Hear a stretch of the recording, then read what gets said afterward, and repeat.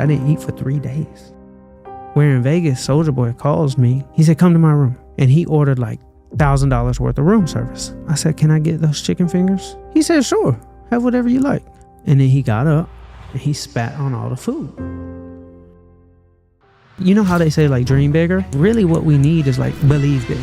Charlie Rocket is a Grammy-winning music manager turned Emmy-winning athlete, philanthropist, and master manifester of the biggest dreams. People thought I was crazy. They thought I was delusional. And we signed one of the biggest record deals in hip hop at the time. And then I signed another artist by the name of 2 Chainz. Took him from $2,000 a show to $200,000 a show. And then we got nominated for 5 Grammys. And we're on world tours with the biggest artists in the world. But at this time, I'm 300 pounds. And the bigger my business got, the bigger I got. So I'm 300 pounds and I'm at 2 Chainz' house. And I reached down in the closet and I passed out. And nothing made sense about this. But when I closed my eyes, I saw myself in a commercial, a Nike commercial with LeBron James and Serena Williams. I got to say, I have proof that dreams are real. I walk in and there's about 30 executives in this conference room. And they're like, Charlie, have a seat. I sit down and watch it. And I'm watching what is going to become the biggest Nike commercial in Nike history. And it had LeBron James, Serena Williams, and Charlie Rocket in it. Charlie. What's the last thing you have received when you close your eyes and you saw something that's yet to happen that you will most likely get called crazy for? I saw that this is a cheat code for life. You want to become something? Give yourself a... If you're starting out in life and you are not successful, start by asking. I'm genuinely grateful to be able to call you my friend. Wow. Because for me, you are a testimony to what's possible when you dream. You made millions of dollars. You won a Grammy. You built a successful charity that helped so many people. And on top of all of it, at one point in your life, you went from obese to Nike's athlete. Is it ever difficult to have the pressure of all these achievements define what people expect of you right now? There's only ever been one pressure, and it's been my own. And I think I'm just like really lucky that I learned the gift of making sure my heart was like not on do not disturb. Life is really tough and it'll like beat you down and it'll really scar you up and it'll really like scar your heart into where you like shut down. Like, for example, like if you notice human nature, we used to all have our phones on ringer. We used to have ringtones. Yep. And then over the course of time, we got scarred. And then we went to not having a ringtone to a regular ringtone. To then vibrate. We have phones a little bit more. We're a little bit more scarred. Now we're like on do not disturb. Like half the time. We are scarred. And it's the same thing happens with our hearts in life because life is really hard and it'll really scar you. And then we will put our hearts on do not disturb. And if I had one gift, it would really be that I kept my ringer on my heart because when my dreams call, I don't miss it. I answer.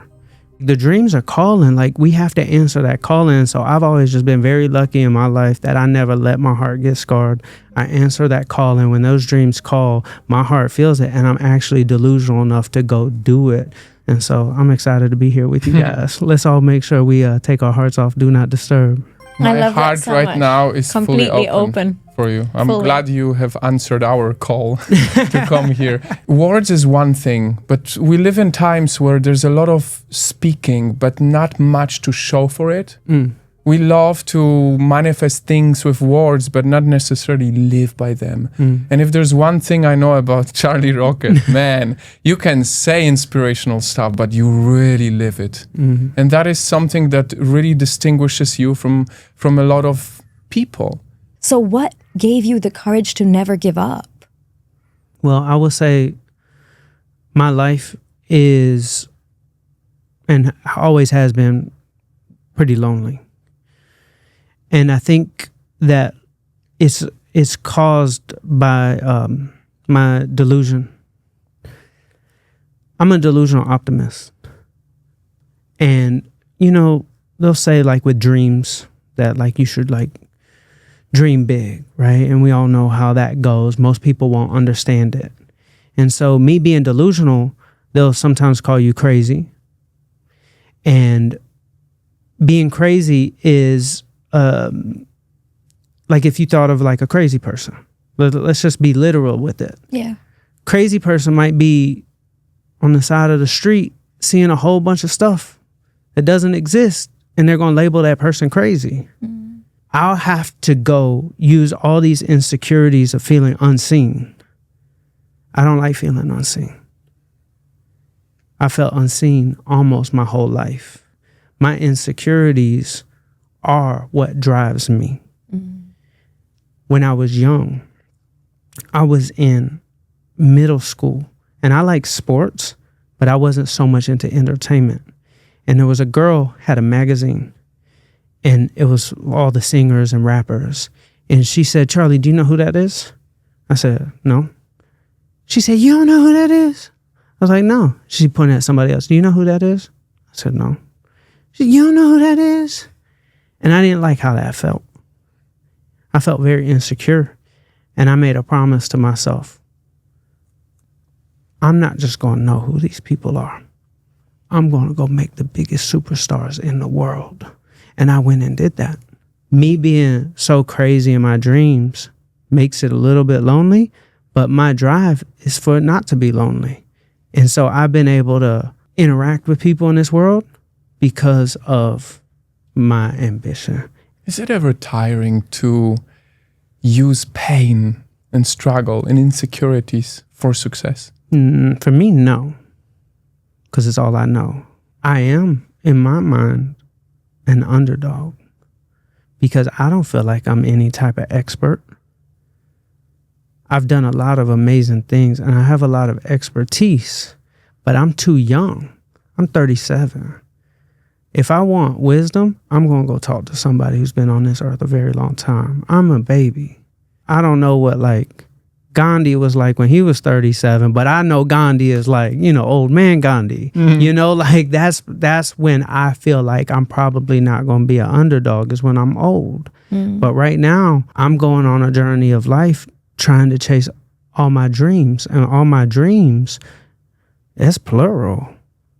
I'm not trying to write one chapter of a book that's 500 pages long. That chapter would suck. Like chapters of books are short, but there's multiple chapters to make a good book. I'm not afraid to leave something successful and go start over because I like a blank canvas. If you're a painter, you don't want to paint one picture and just keep adding paint to that same picture their whole life. You got to go get a blank canvas and start over. And so I'm always starting over, but that's by design. I just want to paint a whole bunch of pictures in my life. Mm-hmm. I don't have actual paint talent, but I want to create pictures. And you are, because your methodology is literally visualizing everything before it comes through, right? Yeah. And you talk about how time just hasn't caught up yet. Mm-hmm. So you are literally painting that picture as well. Absolutely. What's the last thing you have received when you closed your eyes and you saw something that's yet to happen that you will most likely get called crazy for? I saw a vision that I shouldn't sign like any contracts in the next 2 years. And I saw that in 2 years, I have mastered something where I'm entering into a season of mastery. And that removing a lot of elements from my life to focus on mastery. And I don't know what it is, but I saw it. It's a testimony to freedom. And it connects so well to what you said about answering the call. Mm-hmm. When you have too many things, you may see the visions, but because you have so many responsibilities, you cannot truly follow them. And I think there is a very big risk when we as humans see, and it's very often that we feel on like an internal level, it's almost like our soul calls, but very often we have to say no to it and just like push it aside. That's when you set yourself up for a journey of random. Mm-hmm. I call it the journey of random because if there's one thing I've learned from meeting people like you and us, we really don't do much stuff randomly. It may seem from the outside. I mean, you have had so many accomplishments from the worlds that are not even connected. What you have achieved with Dream Machine, man, looking at you from the outside and seeing how many dreams you make true, you make happen for other people. How do you keep your own ego under control? My perspective of like helping people is kind of like the opposite for me. Like that's like the opposite of like building my ego. If anything, it builds my fear. Wow. To where it doesn't make me feel like I'm invincible. Like I look at like helping people as when I signed up for that, I realized I'm opening myself up to be attacked because I know millions of people are going to see this. So it's actually a humbling experience every day because my measuring stick of reality is I'm doing this in the public's eye. I must stay humble because this is a very, I wouldn't say dangerous game, but when you help people, you get put on a pedestal. And if you aren't humble, you will be taken off of that pedestal. So I don't mess around with it. Every time I help somebody, I'm like, it's a little bit of fear because it's in the public eye. But I use social media to rally audiences. I don't use social media to be like, hey, look at Charlie. That doesn't do anything for me. I don't need, hey, look at Charlie. You know, I want to get the job done. It's like if there's a little girl and she wants a cookie business, I can't go buy 200,000 cookies by myself. We're going to go rally the people to buy 200,000 cookies for her little cookie business, or we're going to do a fundraiser for her or something like that. So for me, I guess I have enough awareness to know that like helping people is like the opposite of me trying to have a big ego. That's like I stay grounded. And I've had things in my life where I've gotten big egos and I was very humbled. Like when I was a young man and I'm like Soulja Boy's cameraman. I was fired. I got humbled. And then like I signed a girl group, got him a record deal. I got fired. I was humbled. And I was like, okay, I learned my lesson a few times. And did you get fired because of the lack of humility? It was a combination of things. Okay. I would say so. So like, can I tell the story? Of course. Give us the story. Why are you here, Charlie? So I wanted to be in the music business. Going back to that girl who said, do you know who this is? And I didn't. I said, I'm going to go make stars. And I was in high school and there were these guys and they were rappers and they had these really cool jackets on. And this was kind of like, I could feel something in my heart. And it was like, ring, ring, ring, ring. I was like, I want to be a part of this. I don't know why. I guess it's like if somebody likes soccer, their heart, okay, they might not like badminton. Like it didn't make their heart do anything. But it's like soccer, they like that. Hip hop, I liked it. I was like, I want to be a part of this. I answered the calling. And so I built a website. I'm in Atlanta. I live across the street from the high school. I have a website that's featuring independent artists and I have a studio in my bedroom. This is like a recipe for like 50 kids being at my house after school, all wanting to get on songs. And it was like blowing up so much to where record labels are calling me, trying to buy my website. I'm a young man. I'm not making any money, but like it's popular. And so I'm getting kind of a taste of like the music industry. But since I wasn't making any money, my mom gave me an ultimatum. She said, when you graduate high school, if you don't go to college, you got to pay rent. I said, how much? She said $650. She made the price high. Damn, at these times, especially that's those an days. high Absolutely. rent. That's well, high. the basement in her house was like a whole apartment. Okay. So like it was like a bedroom, a living room, and a kitchen downstairs. She was like, that's what I would charge. No discount. No discount. So I said, okay, I'll go to school. I'm going to school.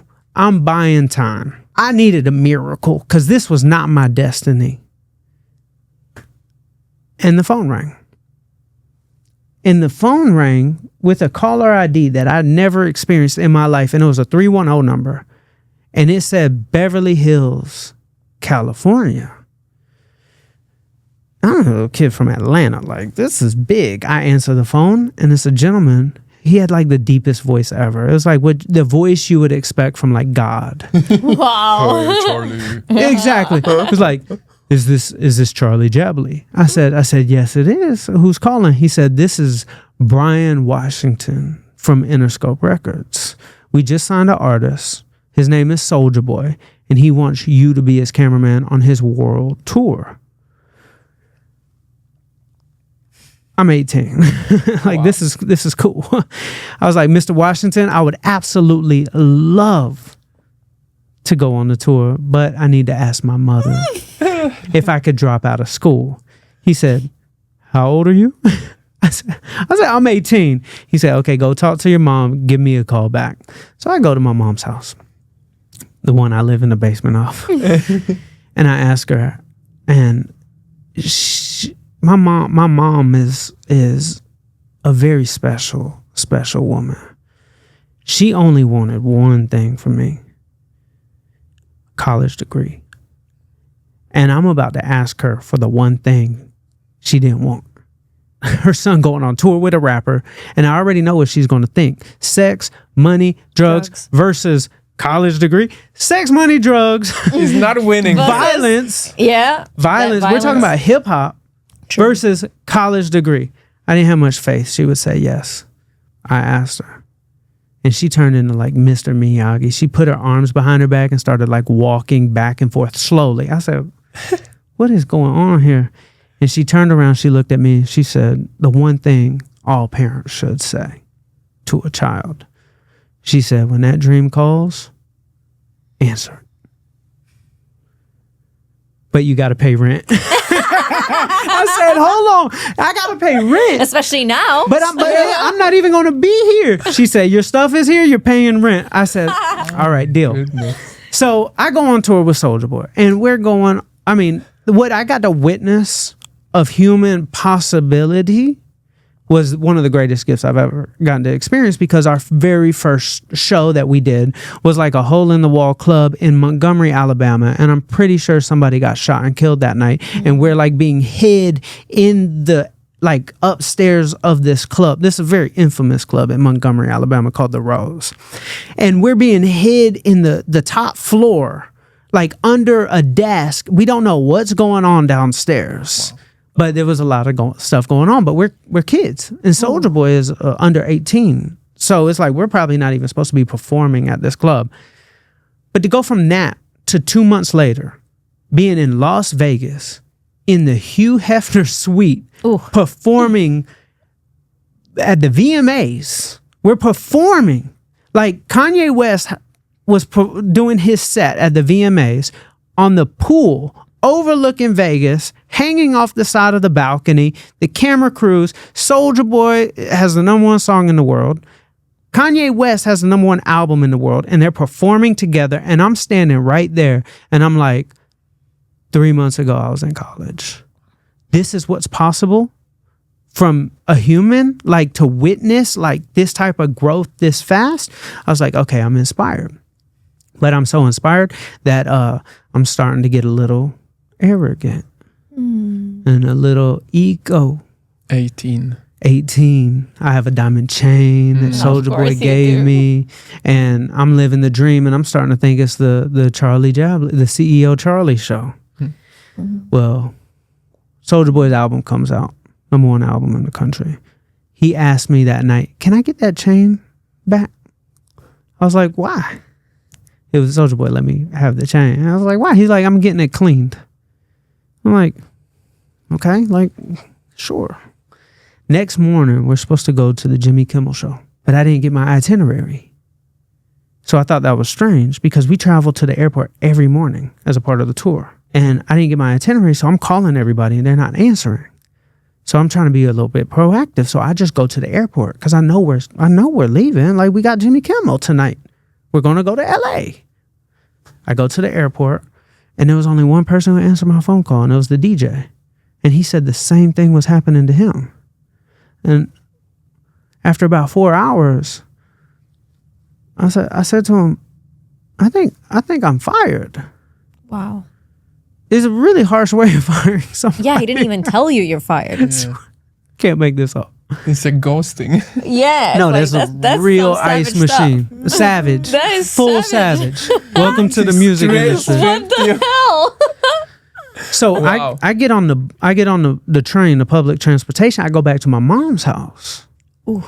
And I look at my mom and I said, Ma, like, I think I'm fired.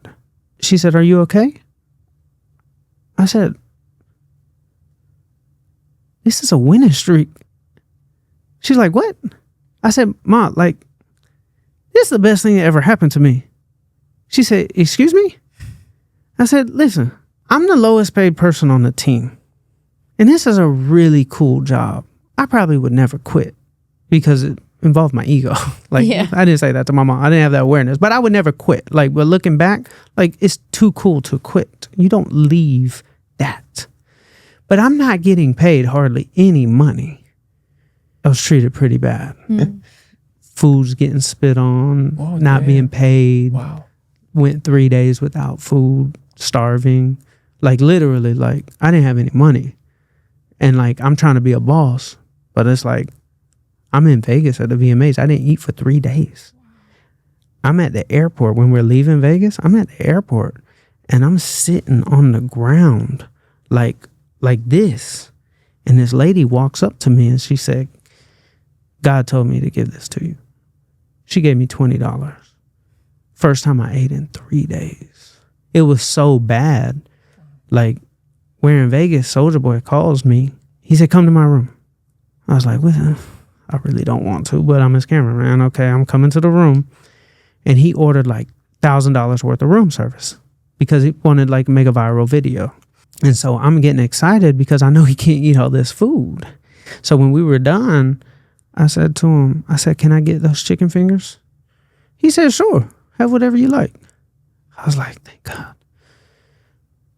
And then he got up and he spat on all the food. Like, this was my experience. Like, Wow. so when I'm back at my mom's house after getting fired, I told her, this is a win. I swear nothing bad has ever happened to me in my life. A bad situation is a situation. It's up to us to label it good or bad. It's a situation, not bad. Ma, this is a winning streak. I was underpaid. I was treated wrong. Now I'm going to be overpaid and treated right. She said, what are you going to do? I said, I'm going to be a manager. I said, I'm going to manage artists. The manager is the highest paid person on the team. And I believe in this like concept of like, do y'all know what the origin of the word? It's an Aramaic word, abracadabra. Do you know what it means? It means it's you know, like in our culture we use it as like magic. Like, Exactly. Yeah. abracadabra. I've heard of it, but I don't know what it means. The meaning is as I speak, I create. Wow. And words are spells. That's why they call it spelling. Like, as I speak, I create. There's only one species on this planet that can speak. As I speak, I create. Abracadabra. It is magic. It is spells. I told my mom I'm going to be a manager. I went and found a girl group. I had a vision. And I told that girl group, I'm going to be y'all's manager. I'm going to get y'all a record deal. Did I know if I can get them a record deal? No. What year are we at right now? This 2000. is 2008. So you are? 2008. Okay. I'm 19. 2008. You're 19. I told this girl, I'm going to get y'all a record deal. I'm going to manage y'all. And it took me 24 hours to get them a record deal. I didn't know how. First phone call I made, it worked. Abracadabra. When you say these things, Mhm. is that doubt in that moment? Honestly, I don't know if I was born like this. Yeah. I really don't know how I do it. People ask me this question, and audience, I'm sorry for not giving you some deep answer. Yeah. But when I say things, I believe it. But It's that is like- the answer. It's like, you know how they say like dream bigger? Like really what we need is like believe bigger. Like, cause you could like dream the biggest thing. But if you believe small, you're allowing room for like the devil to like block a blessing. But if you believe so big, because there's going to be so many people around you that will try to instill their disbelief in you. Yeah. And what's interesting with me is I've never given anybody a chance to even have an opinion about my dreams. I don't even give them oxygen to have an opinion. I've never had that many people try to talk me out of something, because when I explain what's going to happen, I say, this is good. This is what's going to happen. I guarantee it. And so they back off. They might think I'm crazy or say that's unrealistic, but they don't try to talk me out of it because I overpowered them with my belief and my words. How you say something is everything. I got a record deal. I'm CEO Charlie. I'm making it. Like I just got fired and now I'm on top of the world. And we're in Washington, D.C. And after the show, the girl started getting like mad at me, but I couldn't really figure out why. So we go to the airport and they wouldn't stand beside me as we're going through TSA. They won't even talk. It's like I'm on ice machine. And here I am in the airport again. Damn. And I'm thinking to myself, I'm fired. Again. I swear to God, in the airport. Again. And they left me for Sierra's manager. They got somebody in the industry in their ear. So you can't have a teenage manager. I get that a little bit. But where I messed up with my ego, I was being all cool. I was the CEO Charlie show again. I'm talking to girls. I'm not focused. I'm doing good on paper. Like I'm getting progress, but how I was making them felt like we were equals. Like we're all young, but they're looking at me talking to girls and stuff versus like Sierra's manager, who's like manages the biggest pop star in the world right now. So I'm right back to my mom's basement. But you're telling me for the second time, Yeah. you got fired and they didn't tell you were fired. They No. just ghosted you. They ghosted me. Wow. And this is a common thing in the music industry? Apparently in my life, my existence in the music industry. It's not every day I get to sit with someone who's like in that scene. Yeah. And of course, you know, there's a lot of stories that you hear and there's a lot of violence in certain groups of music, Yeah. but that level of disrespect is that common? Like you will spit in your cameraman's Yeah. food? I think we're and talking about very young people, you know, like Is that it? Is that I it? feel like 16, 17, right? In that time, the only thing you care about is accomplishing more. But we're also talking about No. culture. No. Right. This was their teams as well who were grown. Exactly. Like there was this is common in the music game until you're chiseled and refined. You bump your head enough, you start figuring it out. So I go right back to my mom's basement. And at first, my knee-jerk reaction is, Ma, this is a winning streak. Now, y'all know I'm a delusional optimist. Ma, they were difficult to work with. I need to enjoy my experience of success. They did me a favor. Jay-Z said in a song, it was called Lost Ones. Jay-Z's lyric was, said you made Hove, well, make another Hove. It's like, I know that I can make somebody a star whenever I want. I know I can. So I don't care if you fire me. I have so much belief in my ability that when I get fired, go back to my mom's house, I'm going to label this situation as a good one. Because if anybody took anything away from this podcast, it should be this. You have two choices in a situation. One is a repeating loop that keeps you in the same spot. And I've seen people stay in the same spot for years. Or a lifetime. Or a lifetime. lifetime. When something bad happens or somebody does you wrong, your focus is on that frustration. And that frustration is a loop. And it's addicting, and you will stay in that loop. And there's no addiction quite like something negative for a human. Mm-hmm. For example, humans are designed to look at the threats or to look at the toxicity. That's the way we're made. Yep. And it's addicting. Drive down a street. There's a sunset on the left and there's a car wreck on the right. But the car wreck is flipped over and there's 500 police cars and an ambulance. How addicting is that? There's a lot of good in this world. There's 10,000 times more good things in this world than there are bad. People think this world's a bad place. It's not a bad place. I agree. It's just we're so addicted to looking at it because we're human. It's not that's a flaw. It's just the way we are.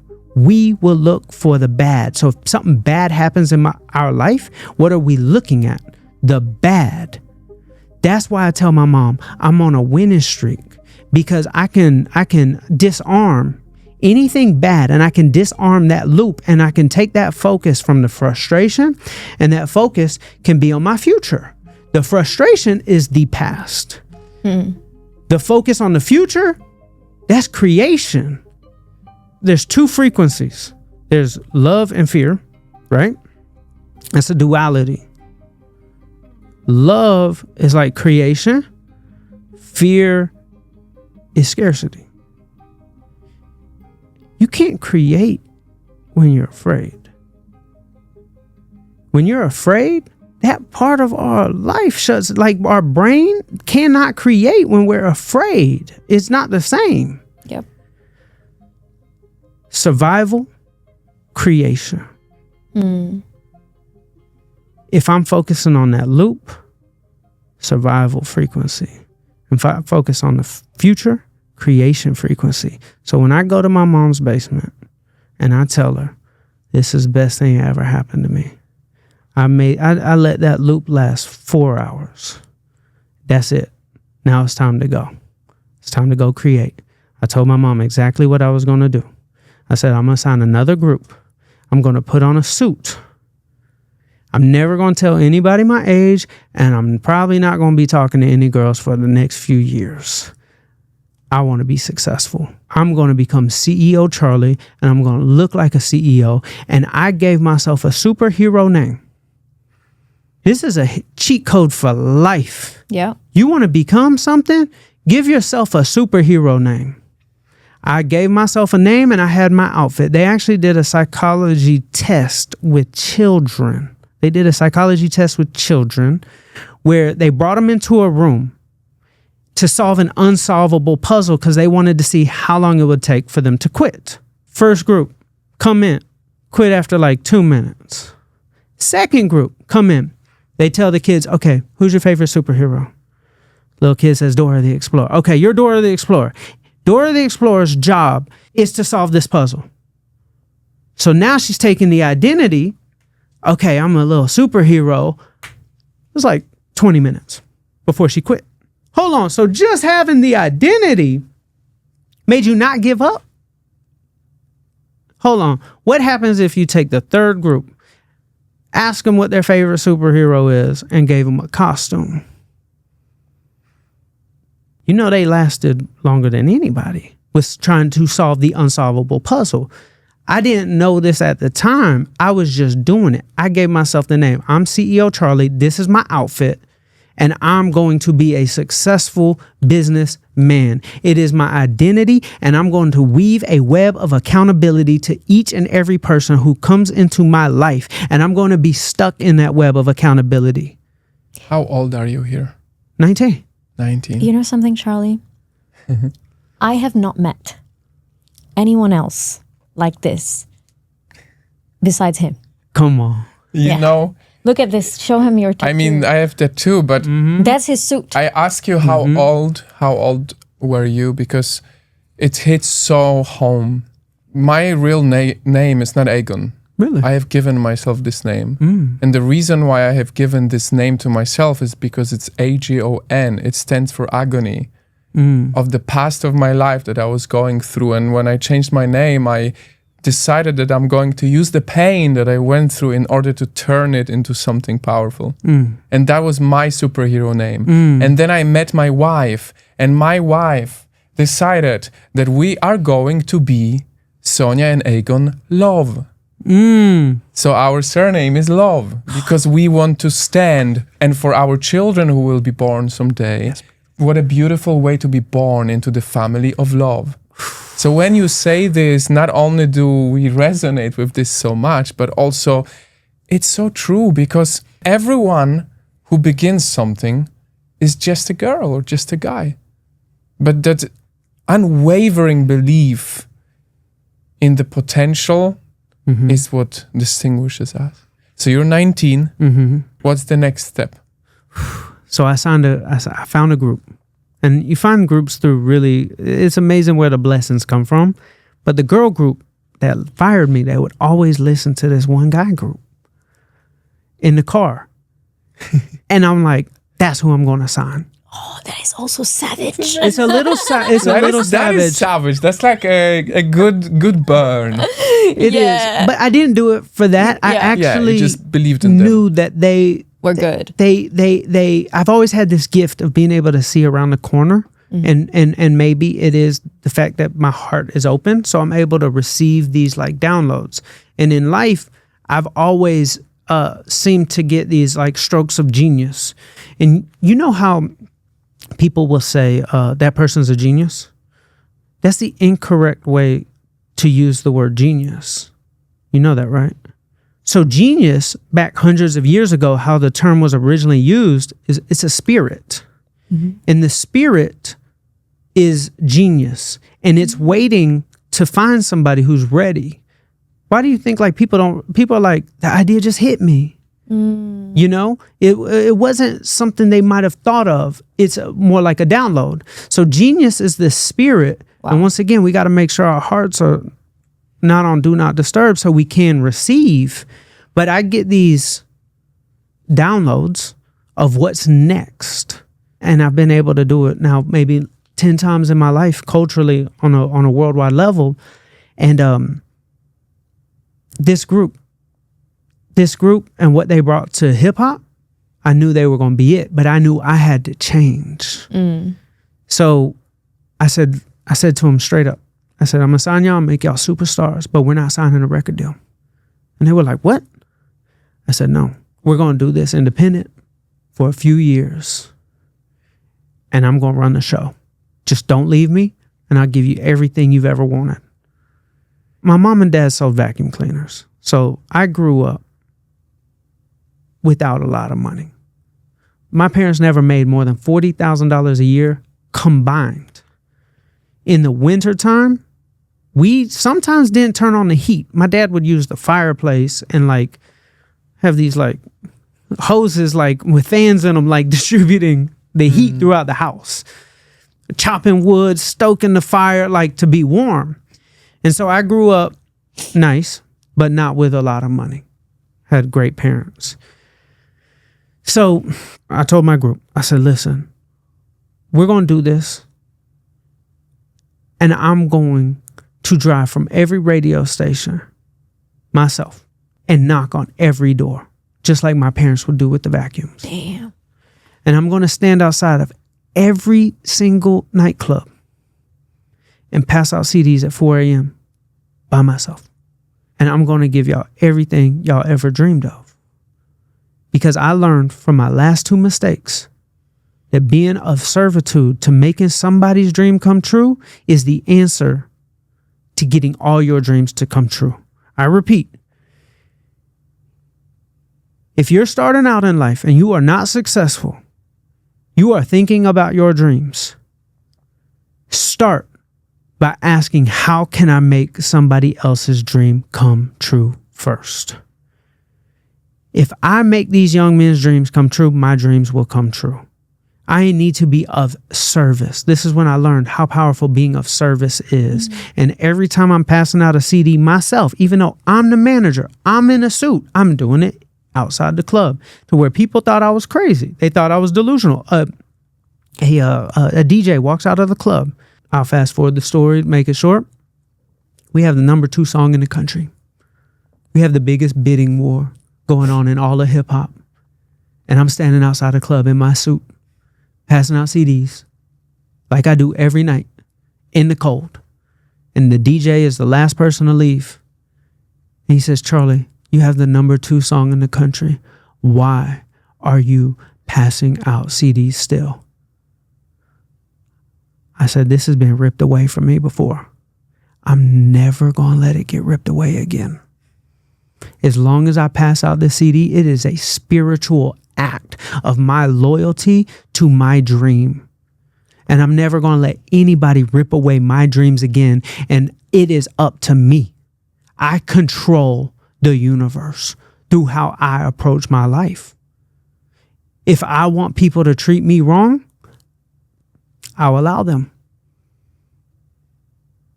Or I won't. That's why I'm passing out the CD. And we signed one of the biggest record deals in hip hop at the time. And then I signed another artist by the name of 2 Chainz. Took him from $2,000 a show to $200,000 a show. Then I built the biggest studio in Atlanta. And then we got nominated for 5 Grammys. And we sold millions and millions and millions of albums. And we're on world tours with the biggest artists in the world. And I signed 6, 7 other artists. And I had some of the biggest media outlets. I own the biggest media outlets in all of hip hop. And I had some of the biggest clothing lines in all of hip hop. And I own part of the biggest merch company that we did merch for Ariana Grande, Post Malone, Lil Wayne. I'm at the top. And this is the same kid who was in that classroom with that girl who said, do you know who this is? Yep. And she said, you don't know who that is? And I made a promise to myself, I'm not just going to know who these people are. I am going to create the biggest stars in the world. And nobody's ever going to make me feel like that again. Mm-hmm. And I was at the top. And we won that Grammy. I remember I was listening to the radio station in Atlanta. And there was a station called 107.9. And at 7 o'clock, they do the top 7 at 7. I had 6 of the 7 songs. Damn. But at this time, a moment for that. But at this time, I'm 300 pounds. Mm-hmm. And the bigger my business got, the bigger I got. When I was young, it was my dream to be an athlete. But you get to that age where you start liking girls, and you need something to be good at for girls to like you back. And sports for me wasn't an option because I'm too overweight. I was always overweight. And so that's when I decided I'm going to be a businessman and go into the music. And I let the basketball go. That's not a reality for me. So I'm at the height of my career and I'm 300 pounds because I chose a path that wasn't my truest dream. Music was a dream. But a dream is not like that truest dream. It's not the dream. The dream was I want to be an athlete. Mm-hmm. 5 years old, I walked into a basketball court at the church. And when those lights glistened off of that floor, I said, this was it. I want to do this. I just didn't know I was going to be short and fat. But I couldn't help that I loved sports. Yeah. So I'm 300 pounds and I'm at 2 Chainz' house in LA. And I wake up and I go to grab some socks and I reach down in the closet and I passed out. And when my eyes opened, I couldn't stop the room from spinning. And it was just, I was scared. And come to find out, I was diagnosed with a brain tumor. I was terrified. How old are you here? 27. Okay. In this moment, I'm like asking myself a lot of questions. And I kept getting called to nature over and over. And I would like drive up and down the PCH and I'll sit on a beach and I'll like sit there for like 8 hours and I'll just be like talking to God. And I'll be like, what's going on? Like, what do I do? Like, cause when I close my eyes and I replay my life and I saw this kid who buried a dream, went on to make a lot of money and then dies. And I was like, that's a terrible movie. Like the Rotten Tomato score on that movie is like a 20. Your story's not over yet. And that's what that's like what came to me. I kept saying like my story isn't over yet. And I asked myself like, what would be the script that would be a good story? And nothing made sense about this. But when I closed my eyes, I saw myself in a commercial, a Nike commercial with LeBron James and Serena Williams. as an athlete. Now, mind you, I'm 300 pounds. So I'm trying to make some sense of this, okay? Totally. This is Someone will say, crazy. This is a very, like, scary part of my life. I see a dream, and that made no absolute sense. What do I do? I'm sick. I'm 300 pounds. I don't want to be in the music industry because this dream keeps calling me. And so I articulated it to my loved ones who believe in my ability to do crazy things, may I add, because they've witnessed it over and over and over for the past 10 years. But I have to articulate, Ma. Are you still paying rent? In so many words, yes. No, at this time, no. Ma, I'm going to leave my business. What are you going to do? I'm going to be an athlete. Hold on. I'm going to be an athlete. How are you going to make money? Because I don't play for the Lakers. I'm not going to be in the Olympics. What are you going to do? I'm going to run. I'm a bike. And I'm going to experience my dream. And I'm going to become a Nike athlete. And I'm going to be in a commercial with LeBron James and Serena Williams. Because I saw it. And I'm going to do it. She wouldn't say it. But that's not going to happen. Like, you're 27 years old. Like, you're not, like, how? And so I'll tell my other friends the same thing. And I left that music. I walked away from an empire to do what? But I honestly didn't need anybody else to believe. Because when I told them what I'm going to do, I told them what I'm going to do. So they didn't have an option to have an opinion. They could think whatever they want. But when I go to my business partners and I say, y'all can have my shares. And I go to my artists and I say, I'm leaving. And everybody's going to ask, what are you going to do? I'm going to be an athlete. I'm going to be a Nike athlete. I'm going to be in a commercial with LeBron James and Serena Williams. So I walked away. I moved to California. And I started running. At first, I could only run a couple miles. I mean, a couple minutes, not even a couple miles, Definitely a couple minutes. A couple minutes. It would take me longer to get dressed than I could actually like run. Like, and I ran further and I ran further and I ran further.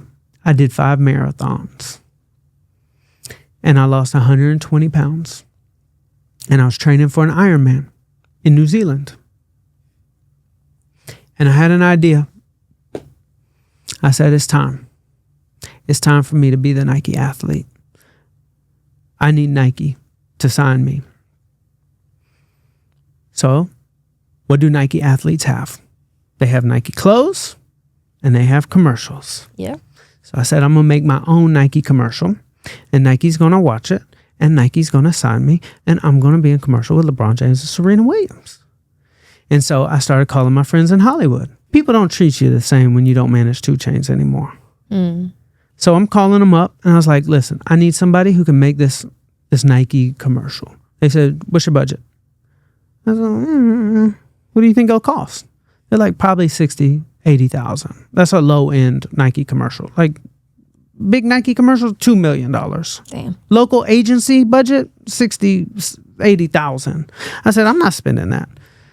And they're like, Charlie, well, what do you want to make? I was like, I want to make an actual Nike commercial. Like, I need the scoring.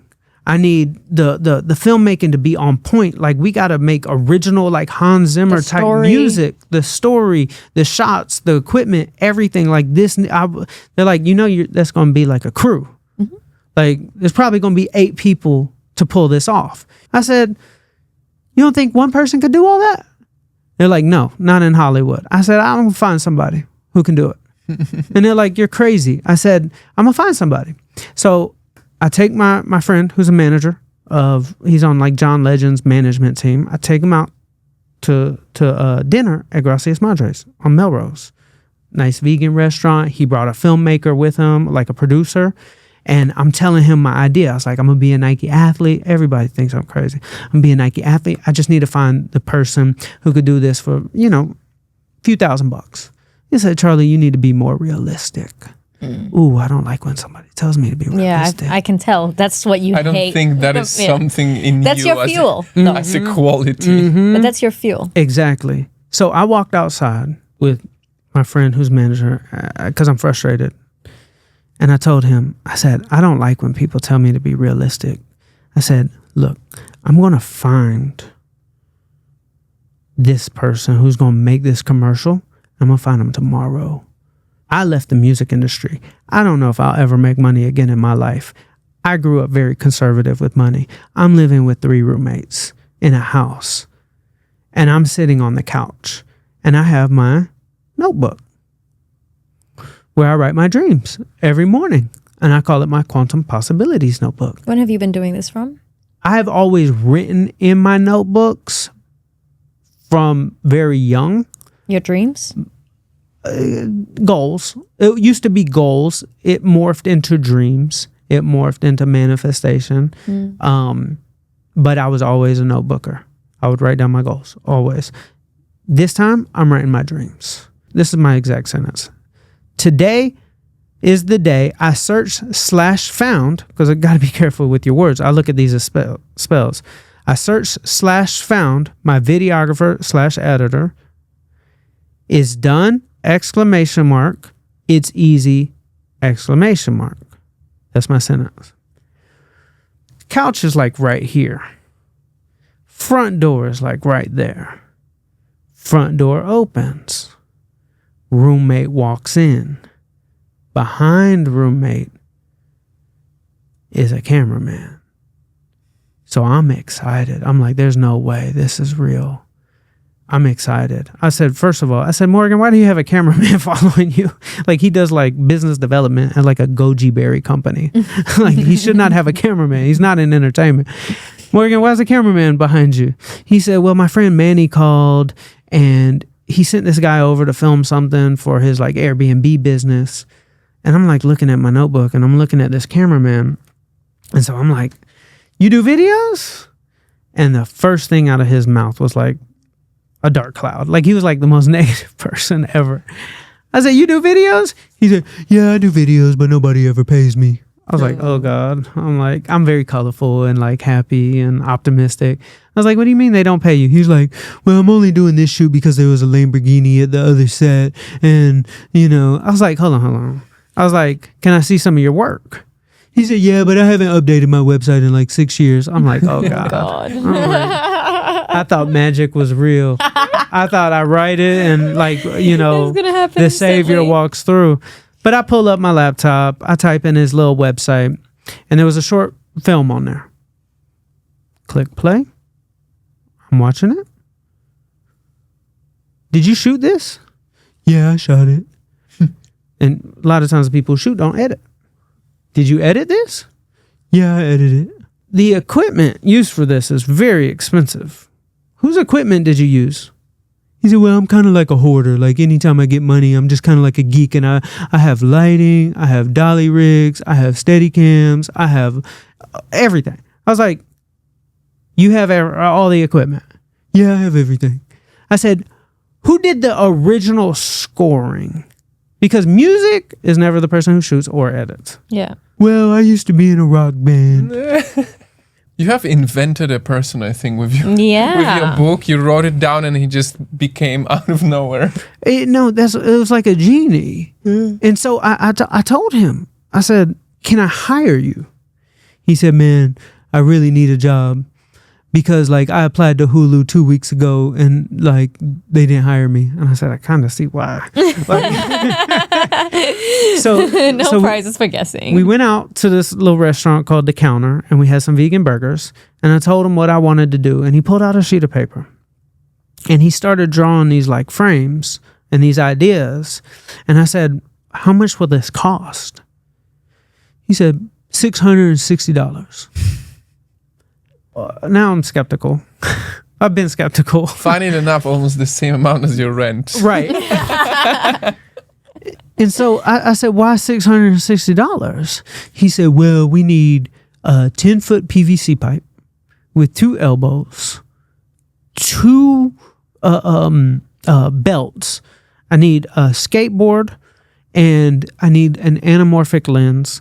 But if we rent it on a Friday, we can keep it the whole weekend. I said, okay. I said, what's the PVC pipe for? Like, why a 10-foot PVC pipe? He said, well, I need your feet to be the exact distance from my camera at all times, but the background's going to keep changing. You're going to be running, but the background's going to change. And I'm going to make this music that when you breathe, it's going to be the beat. And then the footsteps. And then I'm going to put the Hans Zimmer strings in there, and it's going to get emotional about 3/4 of the way through. And I was like, you said $660? I'm guessing you've seen the film. We have. You have. Yeah. We put it out. I only had like 10,000 followers on Instagram at the time. And it was all just music industry people. I uploaded it. And 3 days later, I'm in my living room. And my phone rings. And the caller ID said Beaverton, Oregon. And there's only one company in Beaverton, Oregon. And I'm thinking to myself, there's no way this is real. Hello?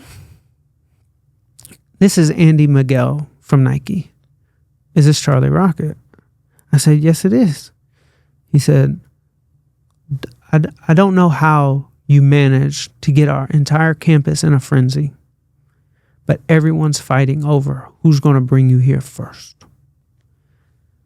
I'm thinking to myself, am I in a dream? They flew me to Nike headquarters. They walk me into a conference room. I walk in, and there's about 30 executives in this conference room. And there's all these TVs, and my face is on the TVs, and they're like, Charlie, have a seat. They said, you inspired us to change the direction of our company. Wow. I said, excuse me? They said, we had an entire plan for this year on our marketing. But your film, we're pivoting. This is the direction we're going to go. They said, give us a few months. We'll give you a call. And they gave me a bunch of shoes. But now my imagination's just going crazy. I don't really know what's going on. I just left Nike's campus. They just told me they're changing the direction of their company because of me. The crazy guy who was in the music industry who would tell people, I'm going to be a Nike athlete. And my imagination's just like, what's going to happen? I don't know. And I'm running around a track in El Segundo, California, and my phone rings. And it's a guy by the name of Tim. I answer. He said, Charlie, are you sitting down? I said, I can't be. So I sit in the grass. He said, check your email. There's going to be 2 links. The first one is an NDA. I need you to sign it. I said, this is going to be great. This is great. If it starts with that, I'm excited. Serious starts from NDA. And he said, the second link, there's a password. I want you to click on the link. I'm going to give you the password right now over the phone. I clicked on the link, typed in the password, and he said, Charlie, watch this. Call me back because we need your approval. I said, why do you need my approval? He said, none of this would have happened without you. Call me back. I sit down and watch it. And I'm watching what is going to become the biggest Nike commercial in Nike history. And it had LeBron James, Serena Williams, and Charlie Rocket in it. Charlie fucking Rocket. And when that commercial came out, the world shook. And I got a text message from my artist 2 Chainz. And he said, what kind of superpowers you got? And the title of that commercial was called Dream Crazy. And when I go back to that moment where I got sick with a brain tumor and I was on that beach asking God, where do I go? And I would close my eyes and that sentence came to me, My story isn't over yet. And when I reunited with that childhood dream, and I was crazy enough to say yes, I was crazy enough to answer the call. And I would speak to everyone exactly what was going to happen. Abracadabra. And I would keep my faith in my dream, and I would write down in my notebook every day my dream, even though it makes no sense, even though I do not play for the Lakers, even though I'm not in the Olympics. I knew that if I close my eyes and I see something, it's already done. Time just hadn't caught up yet. And on that day, when that commercial came out and we got to win an Emmy, and I got to be in a Super Bowl commercial, and I got to be on the cover of Runner's World magazine as an athlete, as a Nike athlete, not just any commercial, the biggest Nike commercial in Nike history. And it was named after me. I got to say, I have proof that dreams are real. And here I am telling a story on a podcast about some crazy dream. Dang. Woo! Wow. I want to dream more. Sometimes I don't even feel like it's my story. I feel like it's somebody else's. You know what we've just noticed? Quite a lot of you are watching entire episodes of Desirable, but you are not subscribed to our channel. It's free for you, and it makes all the difference to our new podcast because it helps us get the best guests on the show and help you believe in love again. So please hit that subscribe button, help us spread the message of believing in love again. And now we go back to the episode. It really strikes me very strongly that you are using a type of mental superpowers for yourself. Mm-hmm. And it makes me wonder, because I came from a very small town in Poland. I grew up in energy that never allowed dreaming. Mm. And I always felt that there is something that's supposed to happen in my life to get me far. Mm-hmm. And even though I would express it, it would feel like I am a crazy guy. Mm-hmm. But I was born with it. No matter how difficult my environment was, my childhood was, I feel like I was born with that power. And looking here at you, I have no doubt that you were also born with a special superpower. And where it leads me is a question, because this has been on my mind for quite a while now, ever since Sonia and I started doing our charity work, mm-hmm. which you have done so extensively as well. Mm-hmm. I started wondering, and there's almost an element of guilt attached to the fact that we could be born with something that is such a superpower. Mm-hmm. Mm-hmm. How do you think people watching this who are going through difficult times right now, and they are not born with this absolutely insane mm-hmm. law of attraction and the magnetic belief that everything is possible, mm-hmm. how do you think can we motivate them through something that is more accessible? You know, before you answer that question, because it ties in so well to what I've been thinking of as you've been speaking. Mm-hmm. Because both of you share this. And so it's not the first time, it's the second time I'm getting this way of thinking that creates magic in life, mm-hmm. right? I had this thing when I was young where I wanted to be an actress. So growing up, I would watch Bollywood movies and I was like, I'm going to be an actress. Like, that's me. And my mom always believed in me. She always said, yeah, like, you're going to do it. But what do actors do? They work really hard. They have to do this and this. And I understood that it's going to take hard work and I'm going to become an actress. And my parents are divorced and I have had a, rough relationship with my father. And I once went to visit him and my father was like kind of in the industry somehow. Like he knew a lot of actors and I thought, my father's going to help me, mm-hmm. even though we don't have a relationship. Mm-hmm. And I'm like 12 years old. I'm in the car and we're driving and I see a poster of one of those Bollywood stars and I'm like, Dad, remember when you told me you're gonna make me an actress? Like, when are we gonna start that? Like, I'm practicing, and when are you gonna? And I look at him, and he looks at me, and he's just like, and he says it very casually. He says, "Come on now, you can't be an actress. You have to look extraordinary, and you don't look extraordinary." And ain't nowhere. Yeah. He said Ain't that nowhere. to me. Oh yeah, he says that to me. That's crazy. And I still remember this, and I think somehow I must have blocked it out, but up until that day, I had it somewhere in my head that I'm going to be an actress, okay?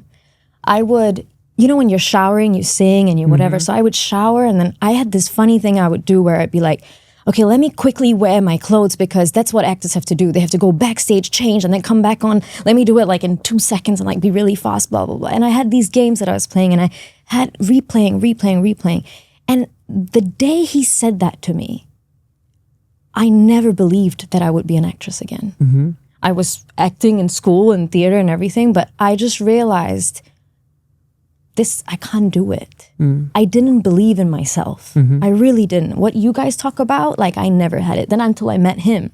When I met him, I borrowed his belief in me. I borrowed it.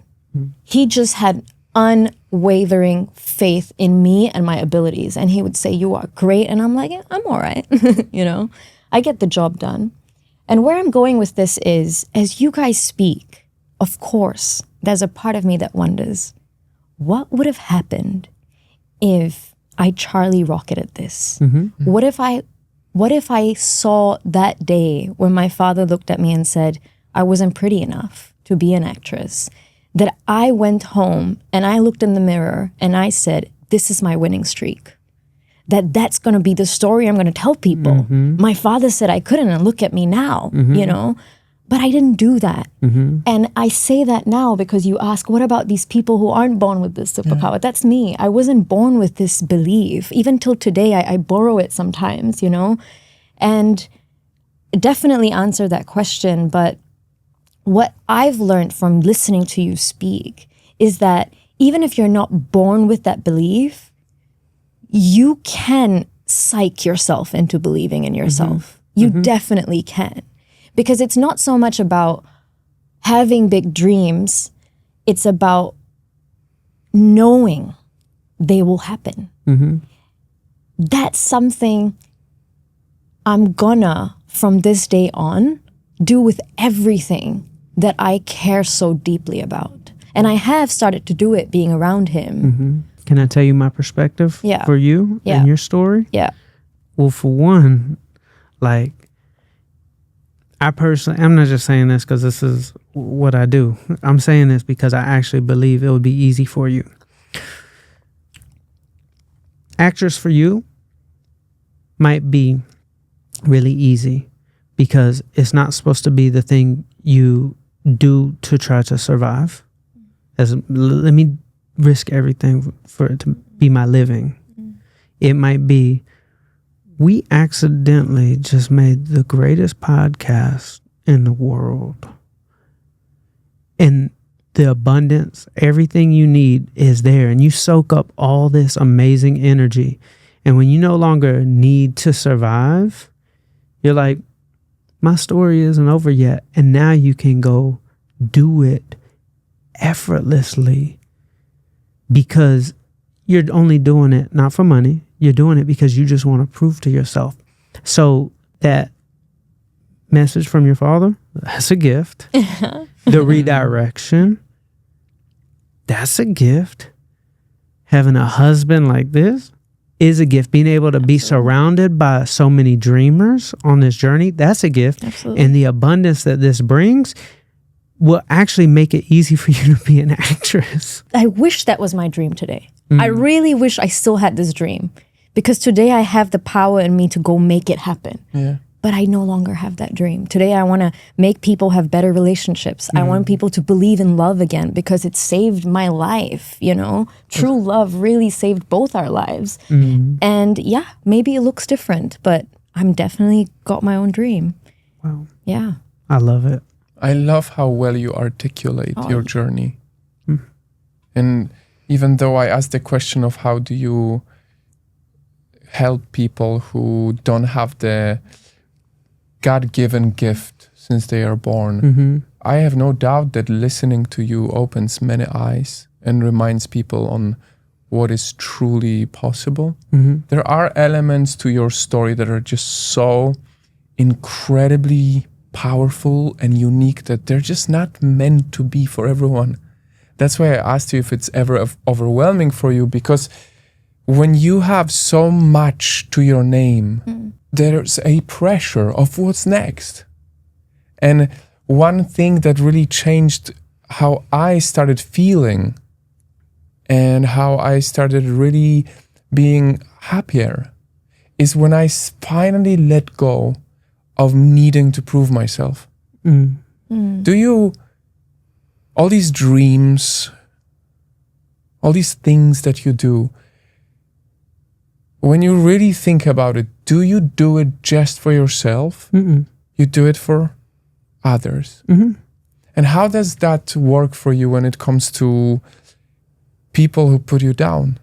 Because when you participate in social media, you will face a lot of criticism, right?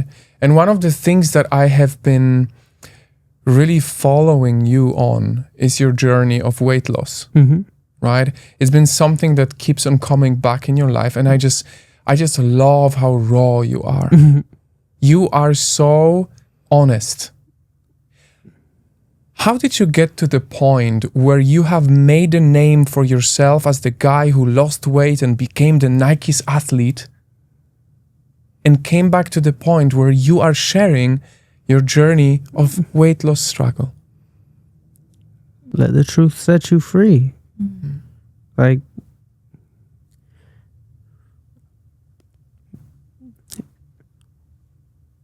if I'm struggling with something,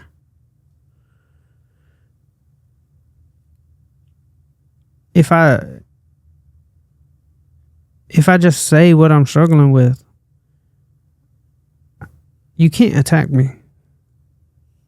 They say the word vulnerable is, the definition is like likely to be preyed on. That's what the definition of vulnerable means. I'm like, that's not true. That's the wrong definition. If I'm vulnerable, you can't attack me, because it's the truth. Like think about Eminem in 8 Mile. He had to go up at that freestyle battle, and he just made fun of himself. You can't beat the man. You can't say anything about the man. So for me, like, if I'm going through something, I'm gonna just say it. Like, I could be vulnerable on this podcast right now and be like, okay, like, I had a lot of relevance that I don't have right now. And I'm like, I took a year to like try to figure out my health. So it's like, you lose relevance. And then it's like, well, what's Charlie doing? Like, what's he going to do next? Like, I'm just trying to figure out my health. Some of my friends don't answer my calls because I'm not like as important. That's cool. Like, I don't care. That's not friends. That's not your friend. It is what it is. It's human nature. I'm not going to lie. Like, it doesn't bother me. Do you really think that's human nature? It's absolutely human nature. I don't agree. That, I don't agree with you. I've seen so much from like humans. Like, human nature is to be a good person and a bad person sometimes. True. Like, that's human nature. Friendship is.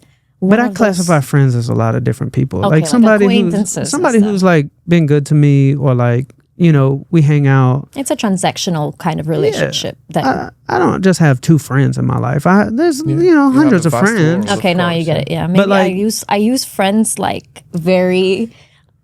It means something when I say someone's my friend, so maybe that's why.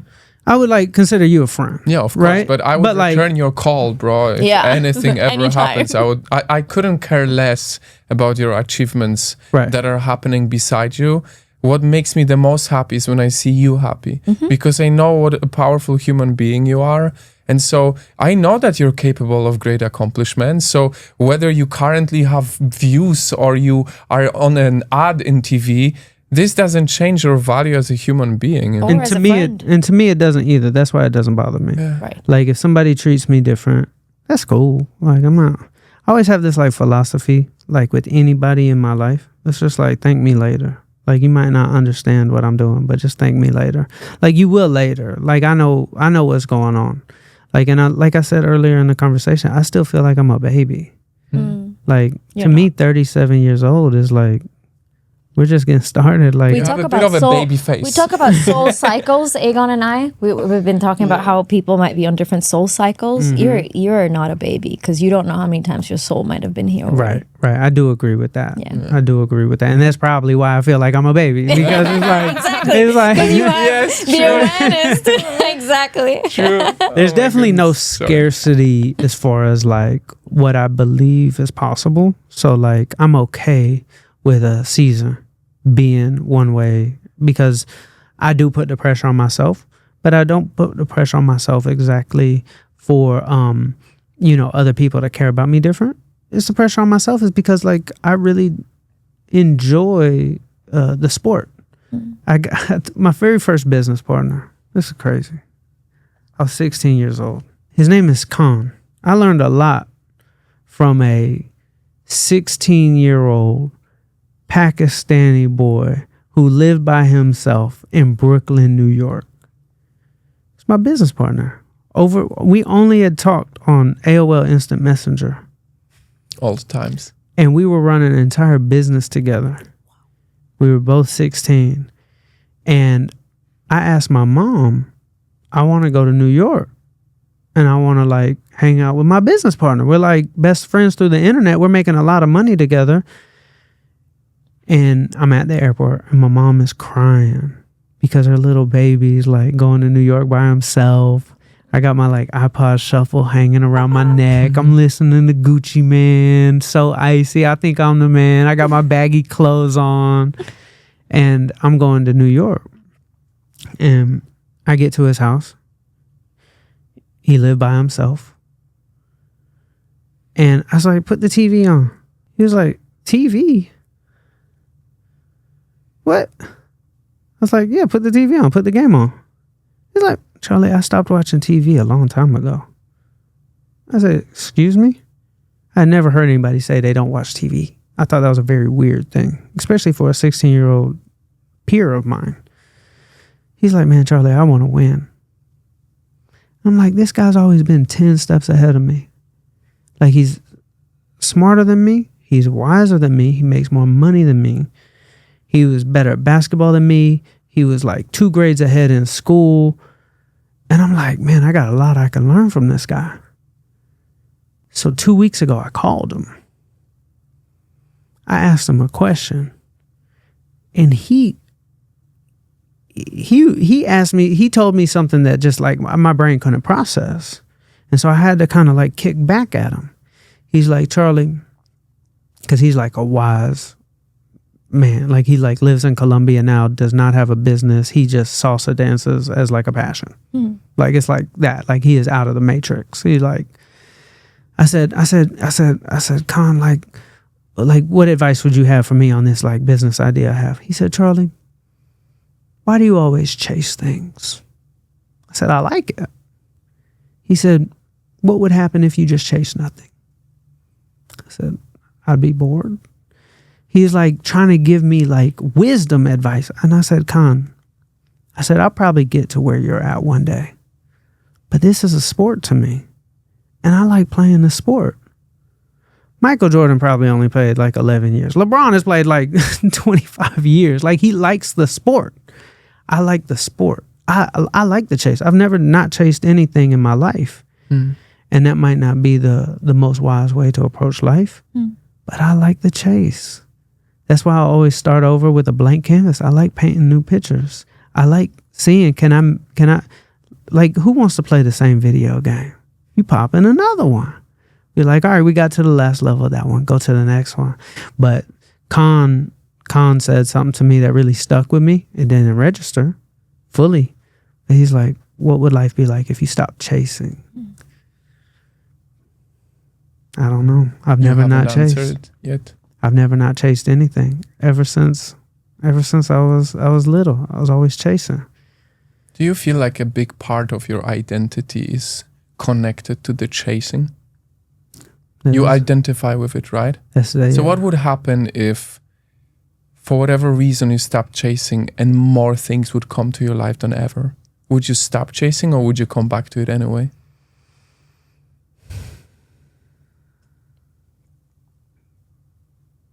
I honestly don't know if I'm mature enough to wake up and not live in the programming of how I'm programmed. Like if I let it all go, all material things. Like I like material things. I can't lie. I like my house in Malibu. I like my car. I'm not gonna put it on like Instagram and be like, look how rich I am. But like I like nice things. I like my vacations. I like it. To bring back, because I really would want to ask you something, because I find it very relatable, and I had a problem in my life, and I haven't yet answered the question, so I wonder if you'll be able to answer it in your circumstance. Mm-hmm. You know, as a world, we spend a lot of time talking about female body image. Okay. Right? We as men, we don't share much about body image problems. And Sonia knows it, and she gives me a lot of love in these moments. I'm like the opposite of you. So I go into very skinny. And I have quite a lot of my internal confidence come from how I look. So when I fall into the wrong habits, when we travel too much, when I stop going to the gym, she will not even notice a lot that I changed. But when I look in the mirror, there's instantly voices in my head telling me that I am so lazy. I am so unattractive right now. I feel lesser. Because what I find so impressive about you is you share it with people. You consistently show, hey, I gained back the weight again and I'm working on it. I'm not gonna lie to you, like being on social media like healed me. Man, I never even took my shirt off at the pool until I was like 27 years old. When I did it on social media, it healed me. When I look in the mirror, I get frustrated that I'm not at my goal. I do not get frustrated with how I look. I think I look great. And my girlfriend really instilled self-love into me. I didn't, you know how that says. That like, helps a lot. Self-love, like you got to find self-love. No, she installed self-love. She loves me so much. I have proof. I'm lovable. So like, I didn't need to find it within. She really just gave it to me. But social media helped a ton because I'll post and I might get like 5 comments a month that like are mean.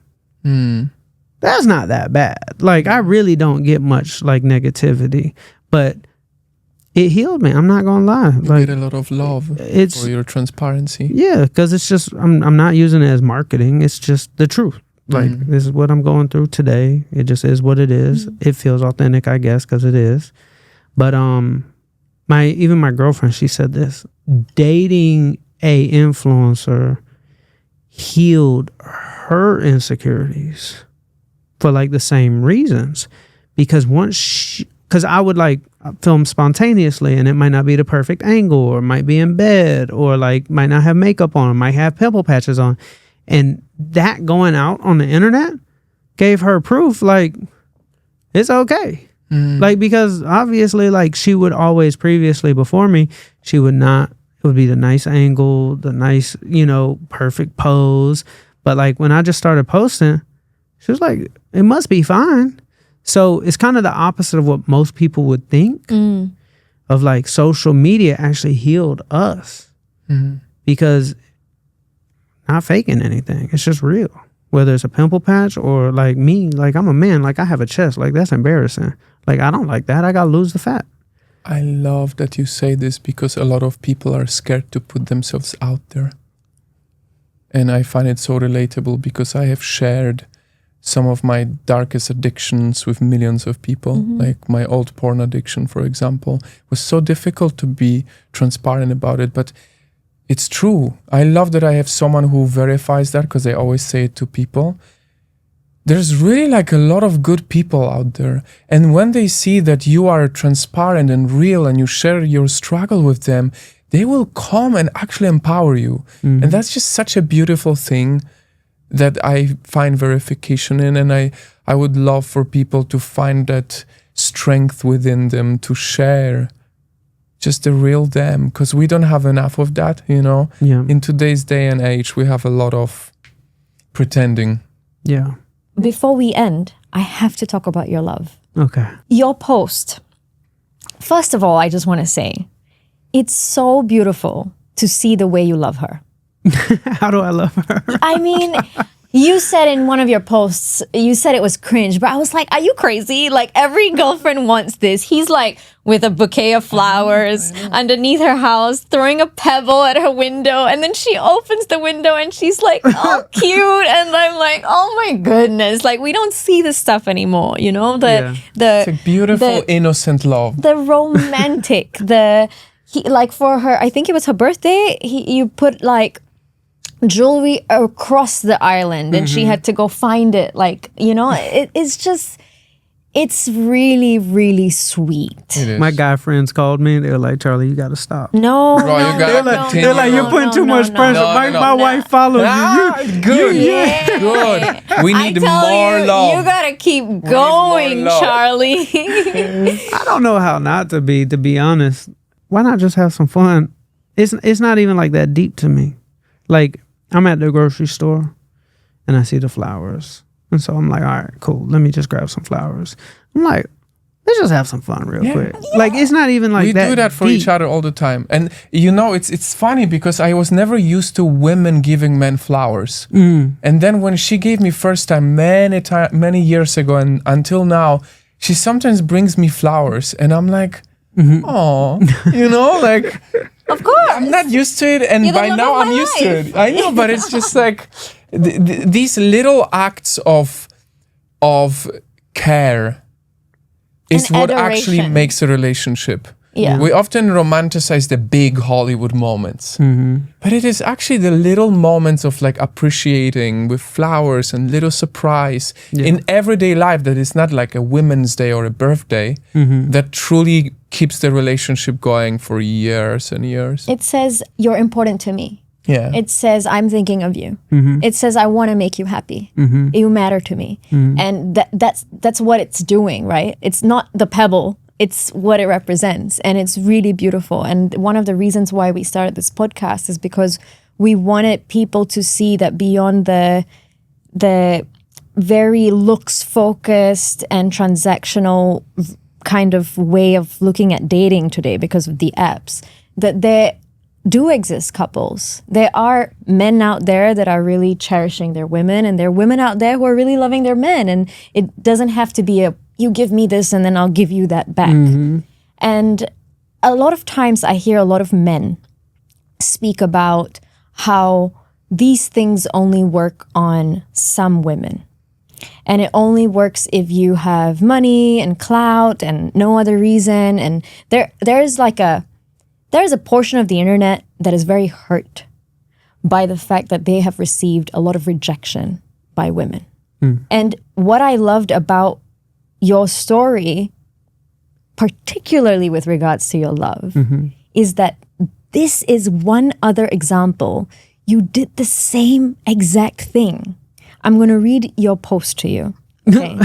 I'm going to read. I don't even know what you're about to read. I'm going to read it. say. So first of all, I saw a post Beautiful. where you talked about how your ex once told you that you'll never find love because you're fat. And then I saw another post where you wrote, my whole life I was lonely. I pretty much accepted that I'd be alone till I die. Even my mom and best friend never thought I'd actually find someone who would accept me, my dreams, my journey, and my ambition. This is the part. I never was going to settle for anything less than the perfect, peaceful soul that could protect me, bring me peace, love me for who I am, and support me. And I found her. There were so many depressed nights when I'd be lonely and I'd download a dating app and nobody would select me because I was so overweight. Yeah. But you found her. And so that's my question. In every fucking thing, your mom, bro, your best friend, and your ex, you cannot tell me that did it not hurt you? Did it not make you question? What hurt me was being lonely. That was common hurt all the time. I've spent my life alone, mostly alone. There were people around, but what I wanted, I didn't have. And, there's a saying that I highly disagree with.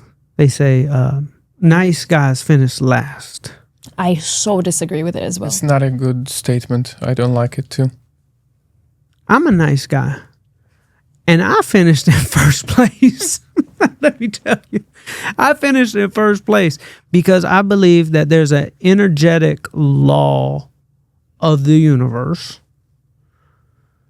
For every action, there's an equal or greater reaction. And the fact that I put out a lot of good into the world, greater equal reaction. It's guaranteed. It's a law. It's literally physics. If I never left the music industry and chased my dream, which then unlocked me to start doing good in the world. My dream was selfish. It's very important for people to experience their dream. Why? Because once somebody's dream come true, they become a really good person. It's like gratitude. That's when I dedicated so much of my life to helping kids with cancer and starting my nonprofit. So I go out in the world and I start helping people. And I just happen to go on a podcast. And I just happen to be telling my story.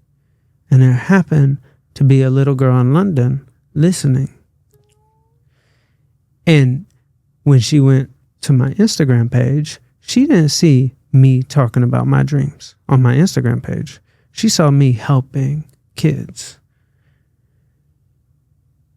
She said, it's my dream to go to America and work with them. And she messaged me. I said, we're not hiring anybody from London. She messaged again. I said, we're not hiring. She said, I'll get an Airbnb for the summer. Can I intern? I said, that's just no, because I'm kind of protective of my team. I said, no.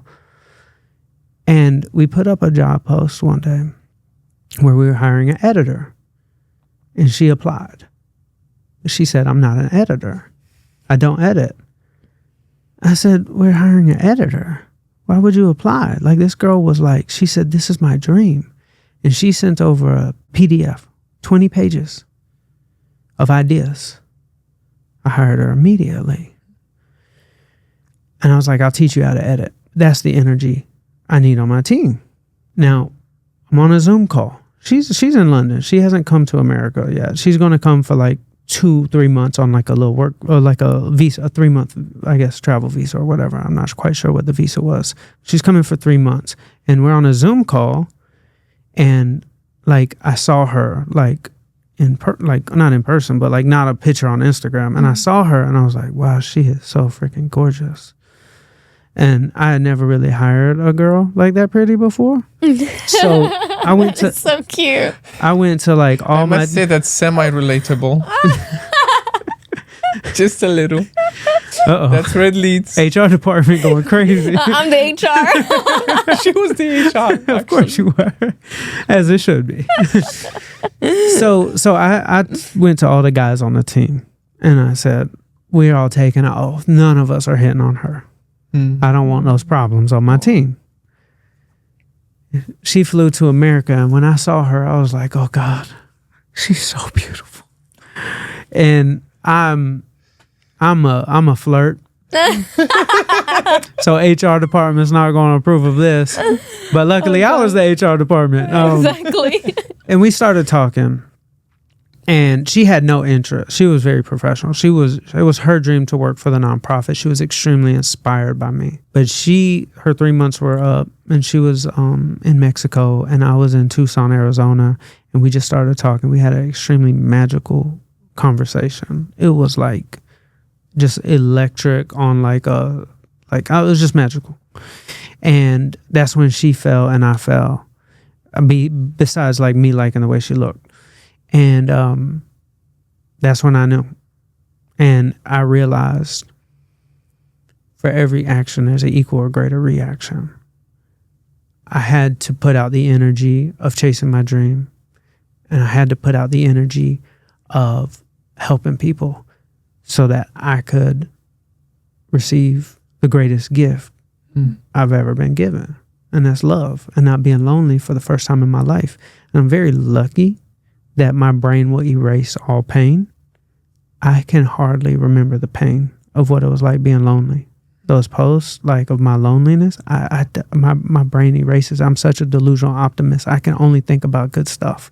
I don't play any loops in my mind. But she healed that, and it's going to unlock a whole new level for me. And I'm very excited about the future because I've never experienced all these dreams with love. So it's like I get to go do it all over again, but not by myself. I remember as I'm talking, what it was kind of like a little bit. Like we would win an award and I would go home. I was like, this doesn't feel right because I didn't have anybody to celebrate with. And I would like even like cross a finish line at a marathon. I was like, it feels so incomplete. Like, it's just like I would just go home. I was like, obviously my family loves me and stuff. There was no lack of love. It was like, but the thing I wanted like my special somebody, and that's healed now. So I'm excited to start a whole new life with that. We're so happy for you. We're so excited to Thank see you. what it's gonna bring into your life. And honestly, not even just of what you're gonna work on and what you're gonna accomplish. It's like I waited to find the love of my life until 31 years old. It's a long time, right? And I know how much you deserve it, man. Like, you have done so many things, and to do it alone, there's nothing more lonely than being in a fancy ass penthouse, celebrating huge success, sitting alone. I've done it, and I remember how awkward it felt. You come, it's almost like you change the room from like a party place where there's like loud noise, and you close the door and it's just pitch silence. And now you only have your own mind to celebrate, and for a while like, yeah, I'm so great, and then you don't have anyone to share it with, and it really changes the way you experience your own dreams and success. So I'm so happy for you. Appreciate it. I'm Really. happy for y'all as well. I can't wait to meet her. And man, you done turned into a supermodel, man. Look at you. That boy looking It's for good. the podcast, man. I need to look good for thumbnails. You look great, man. Thank you. Charlie, do you ever let yourself feel a negative emotion? Yeah, of You course. do. Oh, you should have seen me yesterday. The thing is, like, I treat like anything negative like a cold, like when you get like a cold, like a flu. Yep. You get the flu. What's first thing through your mind? This sucks. What's second thing through your mind? All right, it'll be 6 days. It'll pass. It's gonna be about 6 days of sucking. For me, like, that's what I do. Like, I go through shit. Like, I've been on a course of really trying to understand the new algorithm. It's very challenging because I'm not interested in making the same video over and over. So I'm truly on a path of like, I need to figure out, like, if I were to make 20 different type of videos, how do I connect on each one? But if I were to make the same structure, the same format over and over, I guaranteed to work, because we know like formats work. And so like yesterday, like I'm like experimenting with something, and I'm like, this is like really frustrating me. And I'm like, I went to my girlfriend, and I'm like, listen, I'm gonna pivot. Like, this is a goal to crack this code of human psychology, which I've been on trying to crack for like 8 months. Like, not many like social media pages can like reinvent. Like if you're a page about tacos and you start talking about acai bowls, not gonna happen. Like, once you go to acai bowls, like nobody's gonna like the post, right? Yeah. But you can. Absolutely. And that's like, We went from video till photos, Yeah. and we've been on the best year we've ever had since we started. wow. Yeah. Wow. We had 900 million views last month.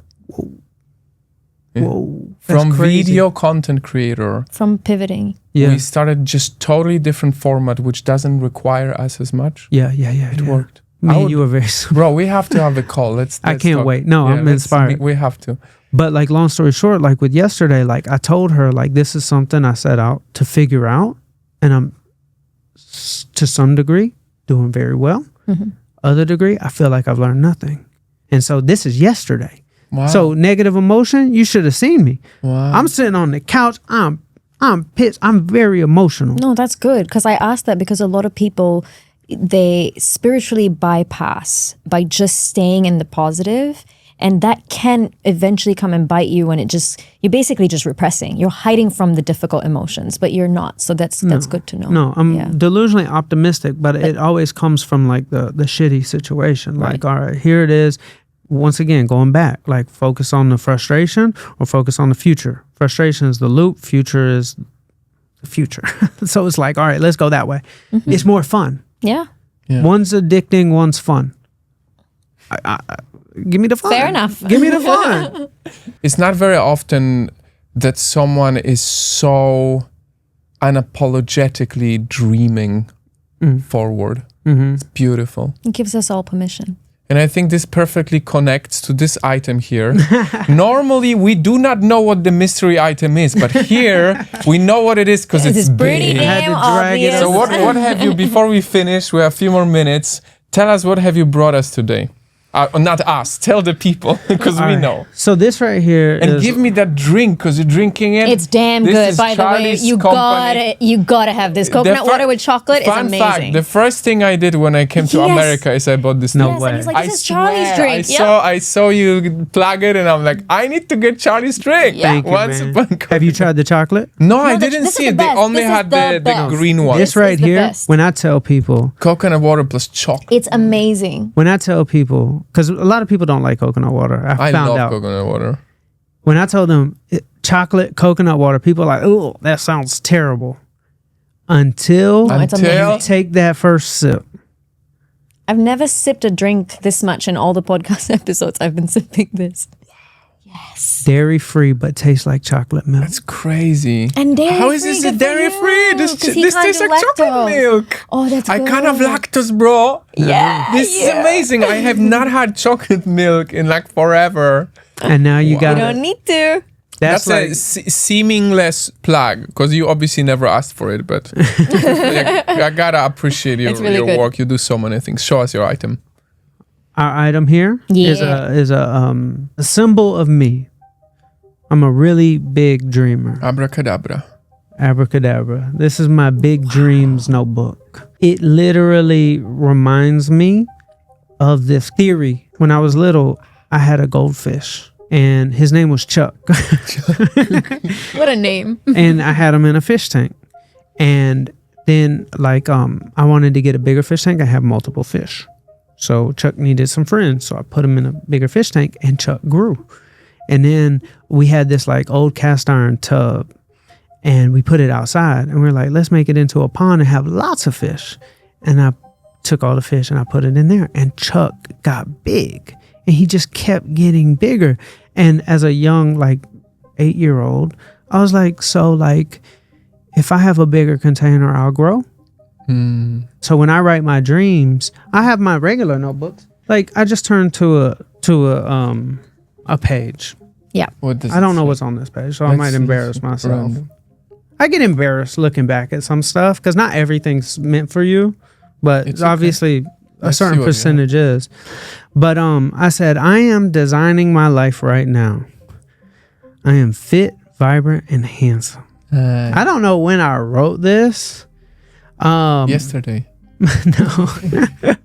I am fit, vibrant, and handsome, aren't I? Thank you so much, can't man. Like, thank you for your presence and for your beautiful sharings. It's something that will empower so many people to stay just like relentlessly dreaming. Thank y'all for having me on. Y'all brought me out of retirement. We feel honored.